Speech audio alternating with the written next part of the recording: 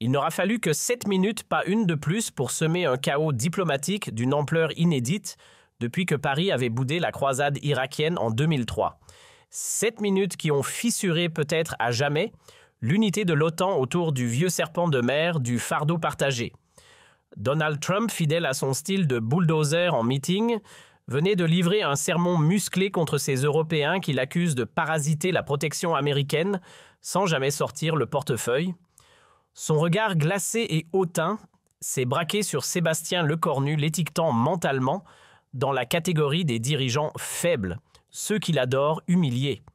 À ses yeux, le spectacle était parfait, la France clouait au pilori l'Alliance pour témoin et lui en justicier outragé. Et c'est là que tout a basculé. Sans prévenir, le chef du gouvernement français s'est redressé et a lâché une phrase si cinglante, si inattendue, qu'elle a figé sur place l'intégralité de la délégation américaine. Il ne s'agissait plus d'une banale querelle budgétaire entre alliés grincheux. Ce fut le moment précis où un quadragénaire calme mais décidé mit fin sous les yeux de l'OTAN médusée à des décennies d'obéissance européenne aux injonctions venues de Washington. Pour mesurer l'onde de choc qui allait s'abattre sur cette salle, il faut rebrousser chemin jusqu'à janvier, 3 mois plus tôt. Le retour en fanfare de Donald Trump à la tête des États-Unis n'était pas venu seul, il traînait dans ses valises une menace taillée pour faire trembler l'Europe. Soit elle passait à la caisse pour sa propre sécurité, soit elle se retrouvait toute nue privée de soldats américains. La menace n'avait rien de nouveau dans le répertoire bien rodé de Donald Trump. Mais cette fois, le ton avait changé, il ne s'agissait plus d'un simple coup de bluff électoral. L'homme de la Maison-Blanche voulait passer à l'action. Dans son bureau ovale transformé en salon doré à l'américaine, le président convoquait presque chaque semaine son fidèle général Mike Waltz, un ancien béret vert reconverti en stratège politique, pour peaufiner ce qu'il appelait fièrement sa doctrine atlantique. L'idée tenait en une phrase brutale et limpide. Il n'aura fallu que 7 minutes, pas une de plus, pour semer un chaos diplomatique d'une ampleur inédite depuis que Paris avait boudé la croisade irakienne en 2003. 7 minutes qui ont fissuré peut-être à jamais l'unité de l'OTAN autour du vieux serpent de mer du fardeau partagé. Donald Trump, fidèle à son style de bulldozer en meeting, venait de livrer un sermon musclé contre ces Européens qui l'accusent de parasiter la protection américaine sans jamais sortir le portefeuille. Son regard glacé et hautain s'est braqué sur Sébastien Lecornu, l'étiquetant mentalement dans la catégorie des dirigeants faibles, ceux qu'il adore humilier. À ses yeux, le spectacle était parfait, la France clouait au pilori l'Alliance pour témoin et lui en justicier outragé. Et c'est là que tout a basculé. Sans prévenir, le chef du gouvernement français s'est redressé et a lâché une phrase si cinglante, si inattendue, qu'elle a figé sur place l'intégralité de la délégation américaine. Il ne s'agissait plus d'une banale querelle budgétaire entre alliés grincheux. Ce fut le moment précis où un quadragénaire calme mais décidé mit fin sous les yeux de l'OTAN médusée à des décennies d'obéissance européenne aux injonctions venues de Washington. Pour mesurer l'onde de choc qui allait s'abattre sur cette salle, il faut rebrousser chemin jusqu'à janvier, 3 mois plus tôt. Le retour en fanfare de Donald Trump à la tête des États-Unis n'était pas venu seul, il traînait dans ses valises une menace taillée pour faire trembler l'Europe. Soit elle passait à la caisse pour sa propre sécurité, soit elle se retrouvait toute nue privée de soldats américains. La menace n'avait rien de nouveau dans le répertoire bien rodé de Donald Trump.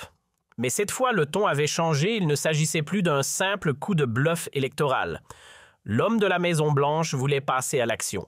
Dans son bureau ovale transformé en salon doré à l'américaine, le président convoquait presque chaque semaine son fidèle général Mike Waltz, un ancien béret vert reconverti en stratège politique, pour peaufiner ce qu'il appelait fièrement sa doctrine atlantique.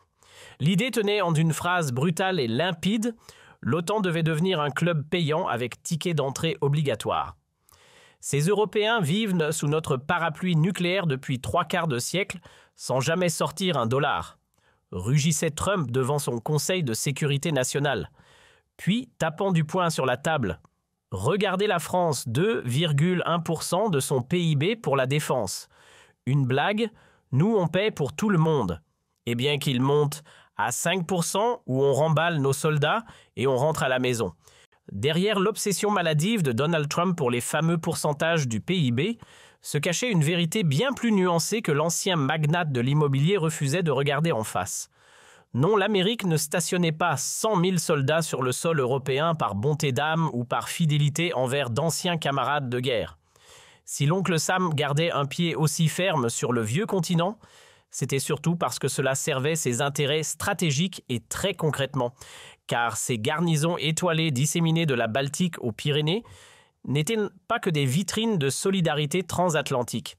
Elles formaient une véritable toile logistique indispensable aux ambitions globales de Washington. Prenez Ramstein, cette gigantesque base aérienne en Allemagne, elle n'est pas juste un aéroport militaire. C'est le centre névralgique de toutes les opérations américaines projetées vers le Moyen-Orient ou l'Afrique. Supprimez-la et c'est toute la mécanique qui coince. L'armée US serait contrainte de faire décoller ses troupes depuis l'autre côté de l'Atlantique, triplant ou quadruplant les frais de transport et surtout, perdant cet atout maître, la vitesse. Le Pentagone lui-même l'admet dans ses chiffres internes. Grâce à Ramstein, ce sont 23 milliards de dollars d'économies annuelles sur la projection militaire. Rien que ça. Mais l'argument massu que les comptables de Trump préféraient soigneusement enterrer sous le tapis, c'était l'atout invisible mais décisif du renseignement. Depuis l'Europe, les oreilles électroniques de l'Amérique n'étaient pas simplement à l'écoute. Elles espionnaient le monde. Chaque jour, les stations ultra-secrètes de la NSA planquées en Allemagne et au Royaume-Uni interceptaient des flots entiers de communications venues de Moscou, Pékin ou Téhéran. À Francfort, les analystes de la CIA, eux, disséquaient près de 80% de tout ce que les États-Unis savaient sur le terrorisme mondial. Essayez de faire ça depuis l'Arizona et vous verrez ce que ça coûte en délai, en efficacité et en milliards. Et si on parle de bénéfices, allons-y franchement. Ce que Washington gagnait en vendant ses joujoux de guerre à l'Europe dépassait largement ce que les Européens coûtaient. Sous prétexte d'alignement technologique avec l'armée US, les pays de l'OTAN n'avaient quasiment pas le choix. C'était le matériel américain ou rien. Résultat, une pluie de contrats mirifiques pour les géants de la défense Yankee F-35, missiles Patriot, radars, systèmes de commandement drones en série. Rien que sur la période 2015-2024, ce commerce transatlantique d'armement avait rapporté la modique somme de 267 milliards de dollars à Lockheed Martin, Raytheon, Boeing et compagnie. Et après, c'est nous les profiteurs, Monsieur le Président, avait tenté de faire valoir Lloyd Austin, ancien patron du Pentagone, enrôlé comme conseiller par l'équipe Waltz. Ce n'est pas un acte de charité que d'avoir des troupes en Europe. C'est un placement stratégique et plutôt rentable, puissance projetée renseignement en or, contrat juteux avec nos industriels. Si on plie bagage, ce n'est pas eux qui perdront le plus, c'est nous. Mais ce genre de discours nuancé, chargé de subtilité géopolitique, glissait sur Trump comme l'eau sur un imperméable bon marché. Sa grille de lecture était aussi simple qu'un ticket de caisse, soit l'Amérique faisait du profit, soit elle se faisait rouler. Fin de l'histoire. Tous les autres bénéfices, aussi stratégiques soient-ils, entraient dans la catégorie « blabla inutile ». Ce n'est pas qu'il ne comprenait pas, c'est qu'il s'en fichait royalement. Dans sa logique de businessman pur jus, Trump ne voyait plus l'OTAN comme une alliance militaire, mais comme un tableau Excel géant. À ses yeux, il ne s'agissait plus de solidarité stratégique, mais de dette à recouvrer. Il confia donc à son équipe économique dirigée d'une main de fer par le nouveau secrétaire au Trésor Scott Bessent une mission très claire, mettre un prix précis sur la protection Made in USA et dresser une facture en bonne et due forme à remettre aux Européens au prochain sommet. Et le résultat fut à la hauteur de l'esprit Trump, monumental, spectaculaire et totalement orienté. En avril 2025, le Trésor publia dans la plus grande discrétion un document classé confidentiel, sobrement intitulé Defense Subsidy Assessment. Ce rapport attribuait un coût astronomique de 437 milliards de dollars à la présence militaire américaine sur le vieux continent.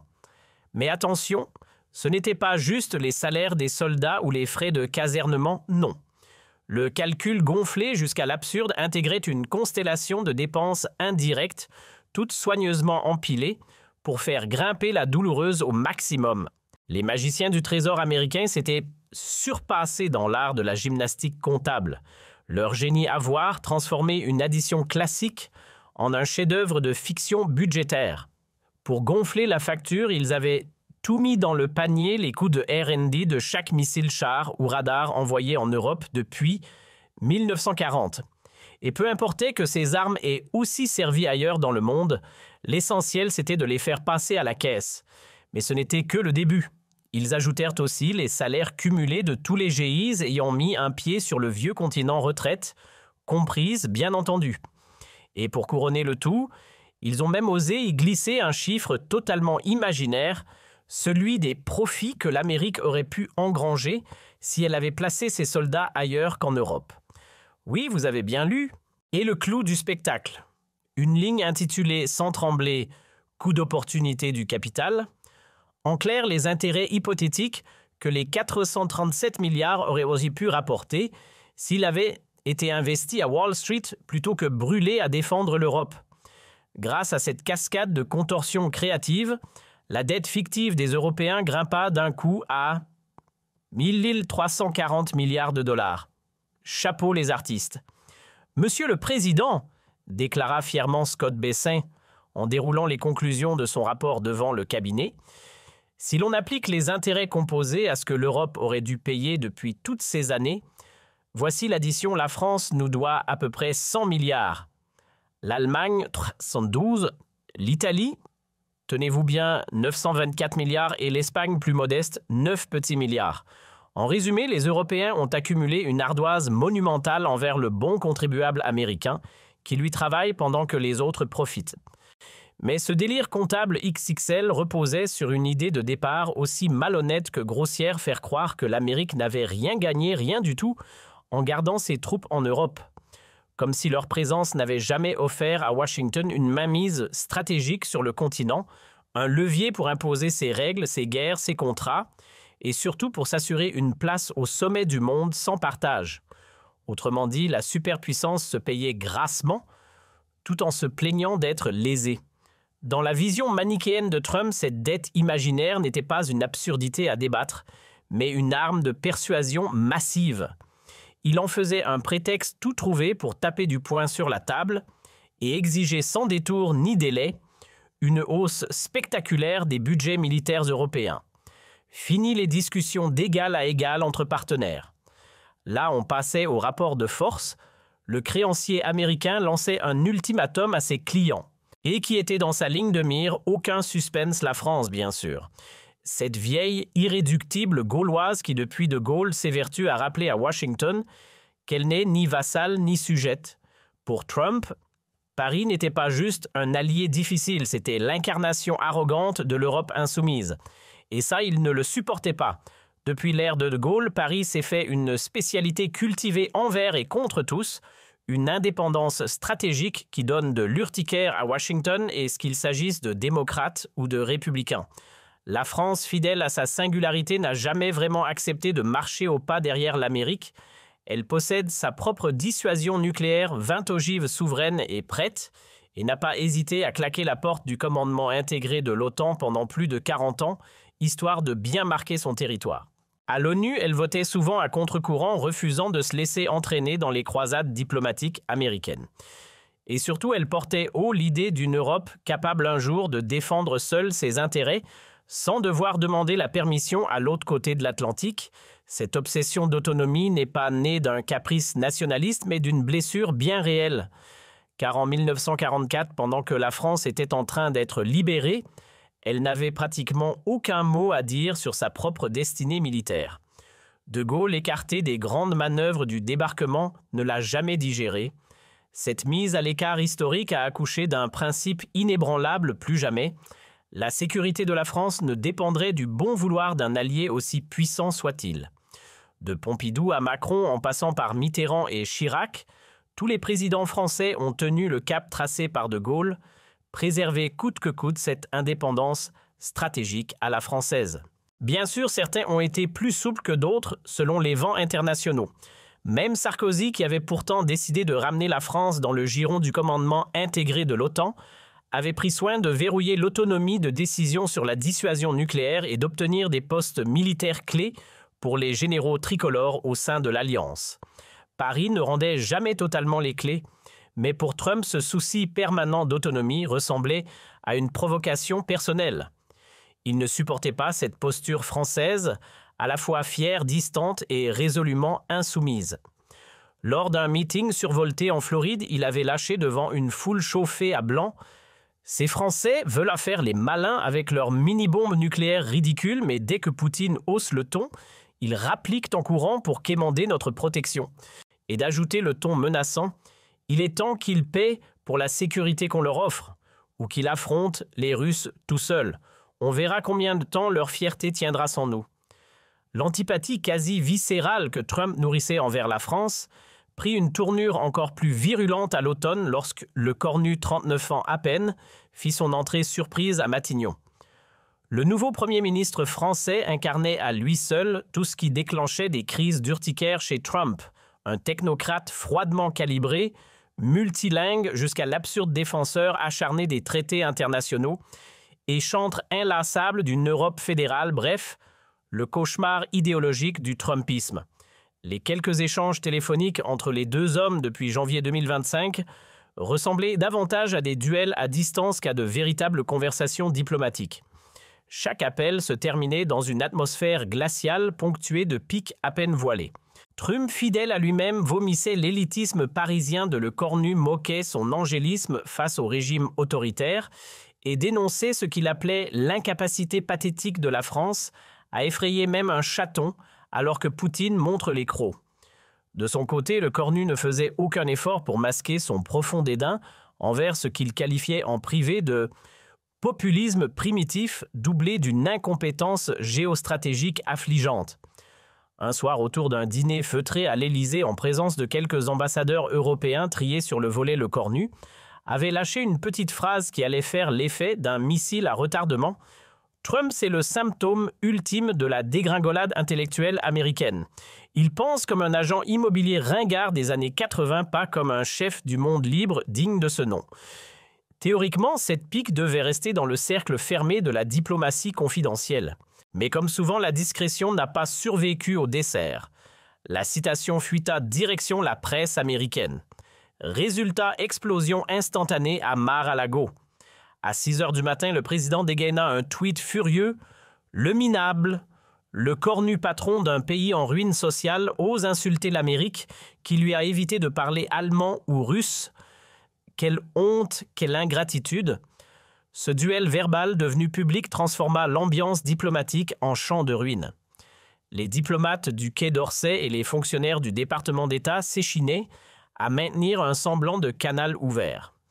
Mais la guerre froide personnelle entre Trump et Le Cornu minait systématiquement toute tentative de coopération. Chaque échange devenait une bataille, chaque sommet une épreuve de force. C'est dans une atmosphère empoisonnée que le sommet de l'OTAN s'est ouvert à Bruxelles ce 15 juillet 2025. Officiellement, on venait parler de renforcement des capacités militaires collectives. Officieusement, tout le monde savait que Washington venait brandir une facture salée avec en prime un ultimatum signé Trump. Fidèle à son style, le président américain débarqua avec sa garde rapprochée d'ultra-loyalistes, soigneusement sélectionnés, bien décidés à imposer leur vision de l'Alliance, une transaction commerciale brutale chiffrée à sens unique. Exil la solidarité entre alliés, place au business. Pendant des semaines, ces équipes avaient peaufiné une présentation PowerPoint redoutable 47 slides, pas une de trop pour détailler, avec une précision quasi militaire, à quel point les États-Unis se faisaient plumer par une Europe assistée. À l'ordre du jour, rééquilibrage immédiat, aucune négociation possible. La délégation américaine alignait les têtes les plus dures du Trumpisme, le général Mike Walsh, secrétaire à la défense ancien béret vert et champion des punchlines anti-Bruxelles, Marco Rubius, chef de la diplomatie et atlantiste pur jus qui voyait l'UE comme un fardeau stratégique, Kash Patel à la tête de la CIA fidèle jusqu'à l'obsession, et bien sûr Scott Bessant, le grand maître de la théorie de la dette européenne, architecte du plan de facturation XXL. Ces Européens ramollis vont enfin piger qu'on n'est pas leur armée low cost en libre service, avait lâché Trump goguenard devant sa bande de fidèles réunis dans sa suite luxueuse du Starghenberget Grand Hôtel de Bruxelles à la veille du sommet. Son ultimatum, simple, tranchant, implacable, soit ils balancent direct 5% de leur PIB dans leur armée comme je l'exige, soit on remballe nos soldats et nos bombes nucléaires en douceur, mais sûrement. Aucune discussion, c'est clair. Cette approche typiquement trumpienne, brutale publique, mise en scène comme une émission de télé-réalité reposait sur une intuition politique qui paraissait stratégique mais s'avérait profondément bancale. Dans l'esprit de Trump, les Européens formaient un troupeau docile, désunis mous sur le plan militaire et paniqués à l'idée d'un coup de pression venu de Moscou. Ils les pensaient incapables de tenir tête à Washington comme toujours depuis 1945. Persuadé que son ton de shérif et la simple menace d'un retrait américain suffiraient à plier les capitales européennes les unes après les autres, Trump s'enfermait dans une lecture simpliste de l'histoire. Pour lui, aucune résistance sérieuse ne pouvait émerger de cette Europe anesthésiée par des décennies de dépendance sécuritaire. Un coup de gueule, un chantage bien calibré, et tout le monde rentrerait dans le rang. Dès l'aube du sommet, l'équipe de Trump avait dégainé sa première salve, un petit déjeuner médiatique ultra select, organisé pour une poignée de journalistes soigneusement choisis. L'objectif ?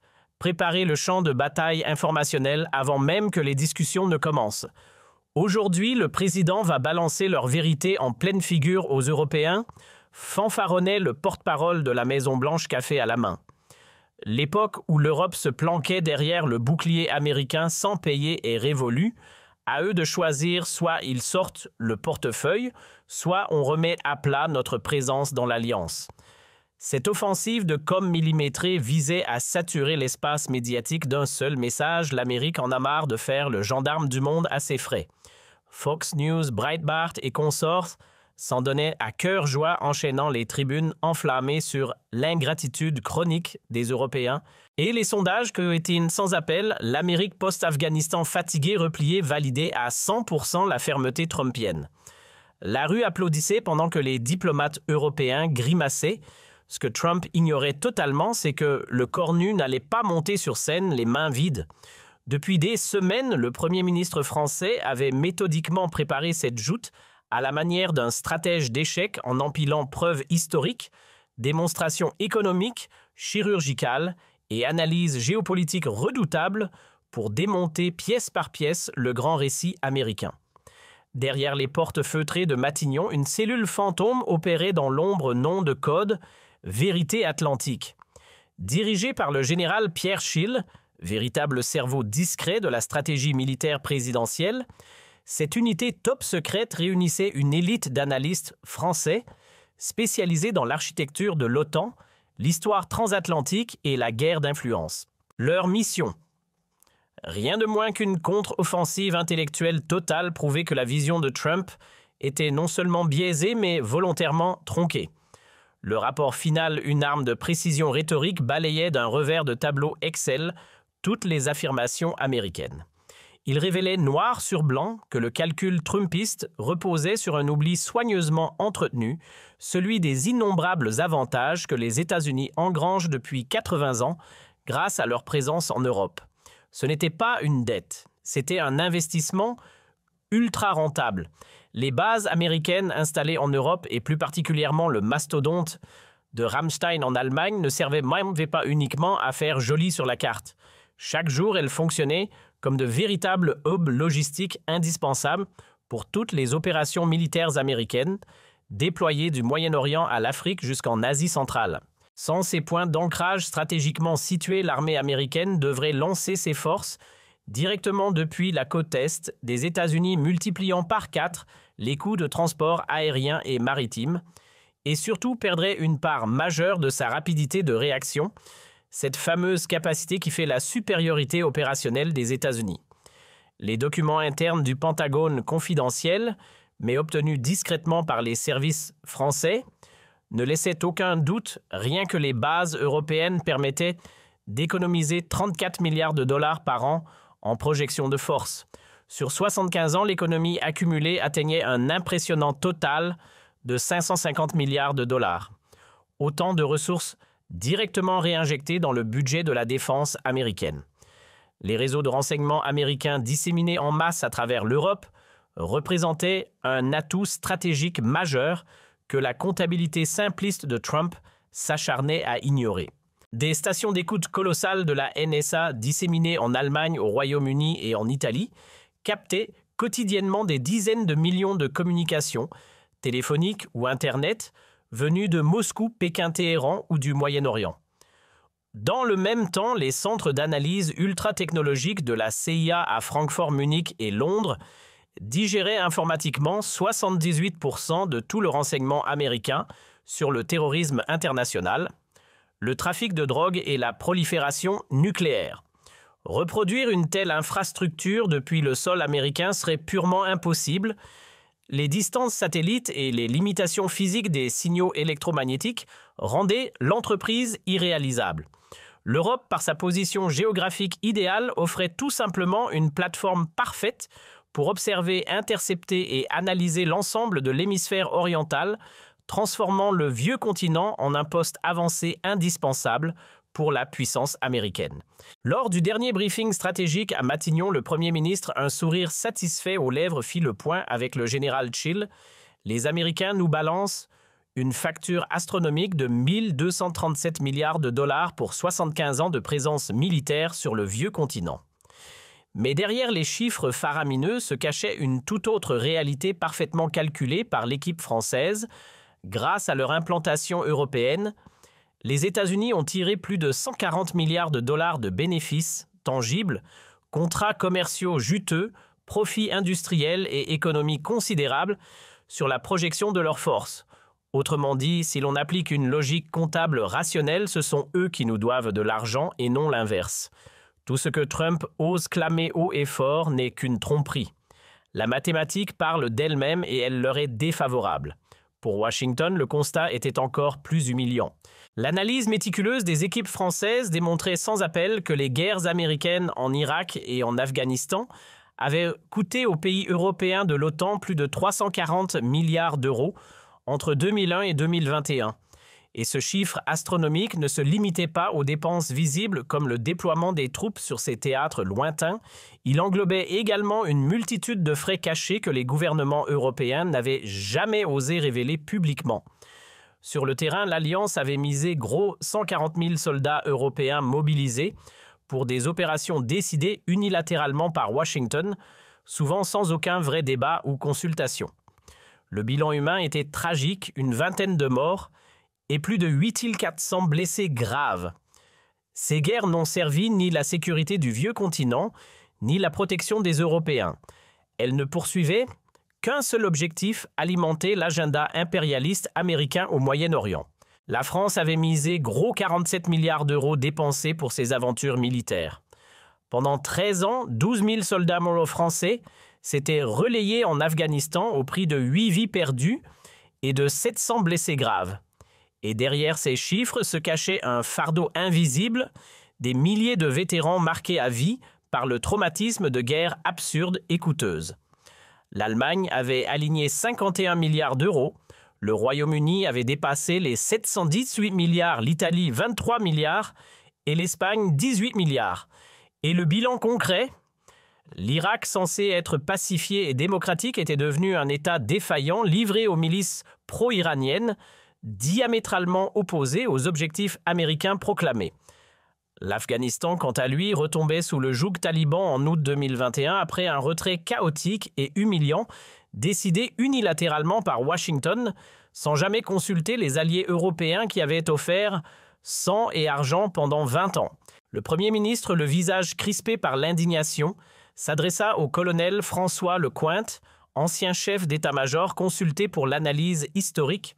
« Nous avons englouti des fortunes et sacrifié nos soldats dans des aventures américaines construites sur des mensonges éhontés.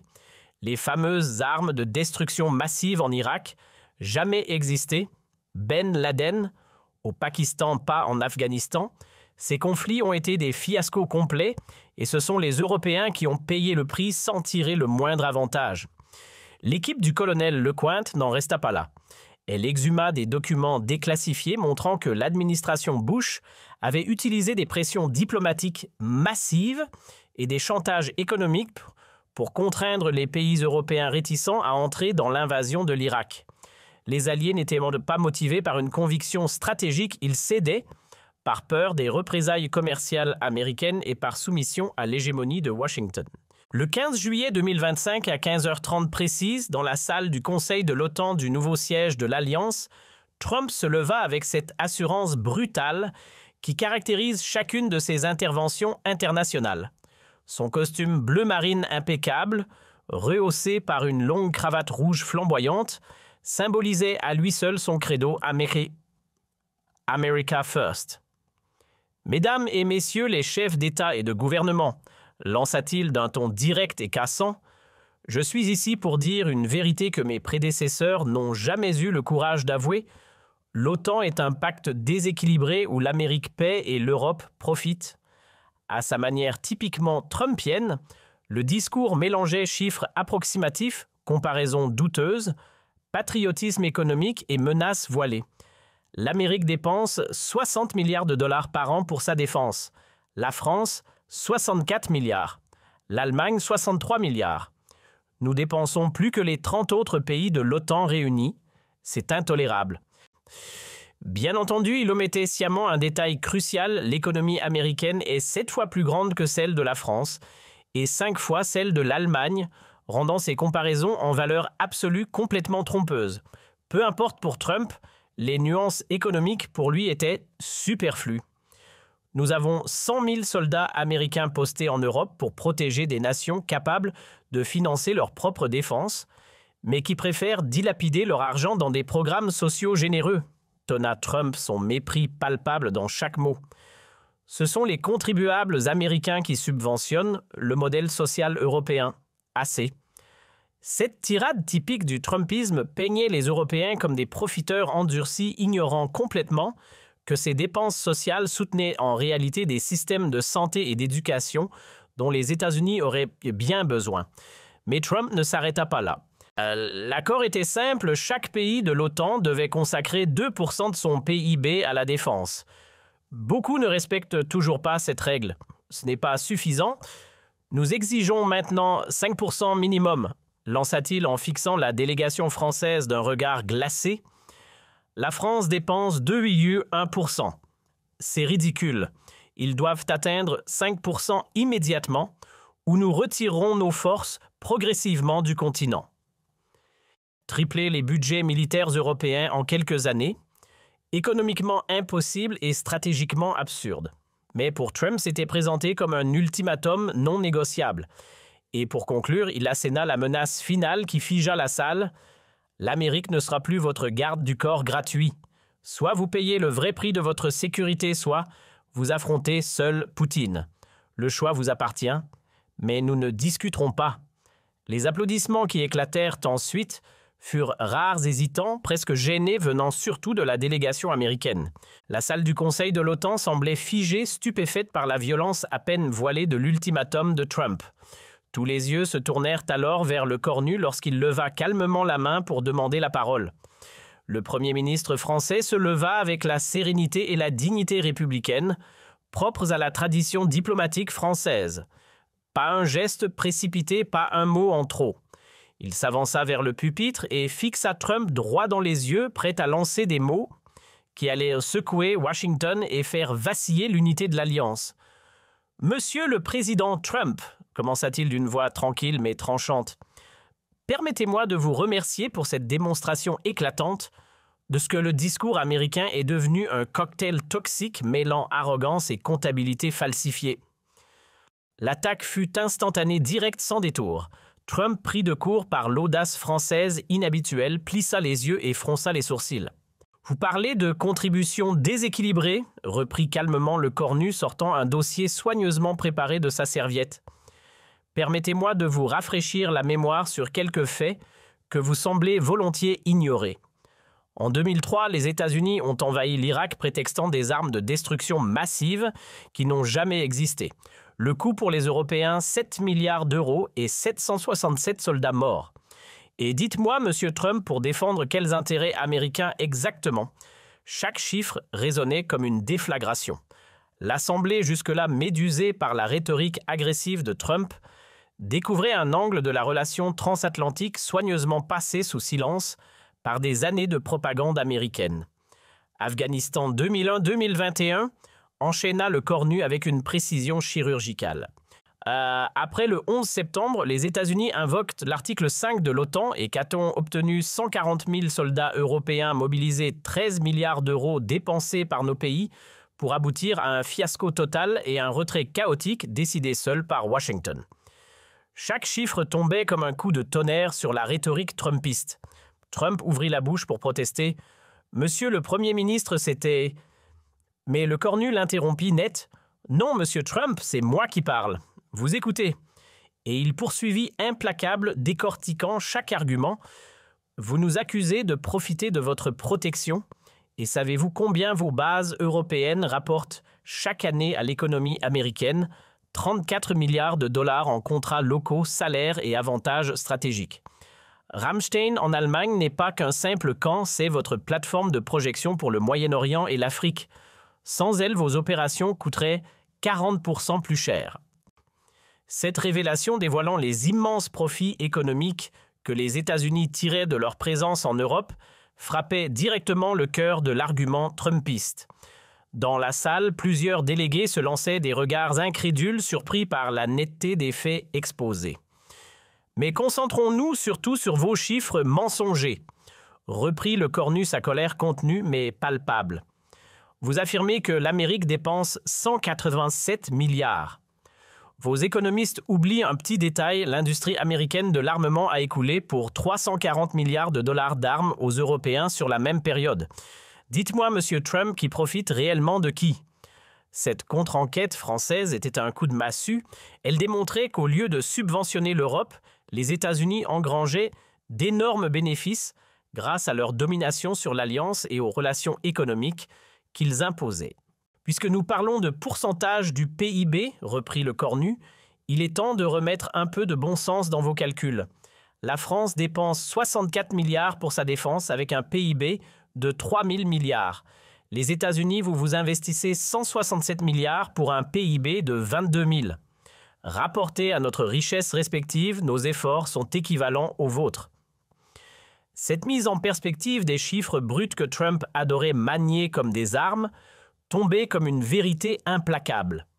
La comparaison purement numérique que le président américain brandissait était ici mise en pièces. Furieux, Trump tenta de répliquer « La France a sa petite force nucléaire, mais… » « Justement, parlons-en, » l'interrompit le cornu sans ciller. « Notre dissuasion indépendante protège l'ensemble de l'Europe, pas seulement la France. Elle coûte 6 milliards par an et nous n'avons jamais sollicité la moindre contribution américaine. Voilà la vraie solidarité atlantique. » Un silence lourd suivit ces mots.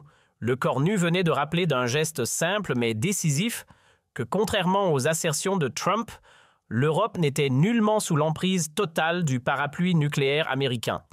Le cornu gardait le coup le plus dur pour la toute fin. « Monsieur Trump !» déclara-t-il avec calme mais fermeté. « Vous exigez que nous atteignions 5% de notre PIB pour la défense. Très bien. Mais alors les États-Unis doivent rembourser les 340 milliards d'euros que nous avons investis dans vos guerres en Irak et en Afghanistan. Des conflits qui n'ont jamais servi la sécurité européenne, mais uniquement l'impérialisme américain. » Et il conclut avec une force mémorable, digne des grands discours. L'OTAN n'est pas une entreprise où l'Amérique serait le patron et l'Europe la cliente. C'est une alliance entre égaux. Si vous tentez d'en faire un racket, nous bâtirons notre propre système de défense européen. L'époque où Washington imposait ses conditions à l'Europe est désormais révolue. La déflagration fut instantanée. Trump quitta la salle rouge de colère suivi de quelques membres de sa délégation, laissant derrière lui un silence chargé de stupéfaction. Jamais auparavant dans l'histoire de l'OTAN, un dirigeant européen n'avait osé accuser publiquement les États-Unis de manipulation comptable et de chantage stratégique. L'écho de cette confrontation se fit sentir immédiatement à travers l'Atlantique. Aux États-Unis, la réaction fut explosive et profondément polarisée selon les lignes partisanes habituelles. Fox News tonnait avec indignation « La France insulte l'Amérique ». Tucker Carlson dénonçait l'ingratitude chronique des Européens tandis que CNN analysait froidement ce qui semblait être la crise la plus grave de l'Alliance depuis la guerre en Irak. Le New York Times, de son côté, s'interrogeait avec inquiétude et si l'OTAN telle que nous la connaissons touchait à sa fin. Dans un rare moment d'unité bipartisane, le Congrès américain vota en urgence une résolution solennelle, 357 voix contre 76, pour condamner sans détour les propos du Premier ministre français, jugés anti-américains inacceptables et historiquement injustes. Les sénateurs républicains les plus belliqueux menés par Tom Cotton et Lindsey Graham réclamaient à grand bruit des sanctions économiques immédiates contre Paris et l'annulation de tous les contrats militaires franco-américains en cours. Mais au sein de l'establishment américain traditionnellement atlantiste et pro-européen, la division était profonde. Les néoconservateurs du Weekly Standard soutenaient Trump sans réserve, martelant que l'Europe devait payer ou s'effacer.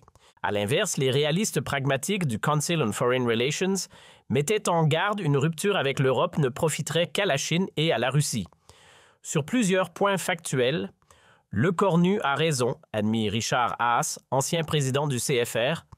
Notre comptabilité sur l'OTAN a toujours été biaisée par des calculs politiques.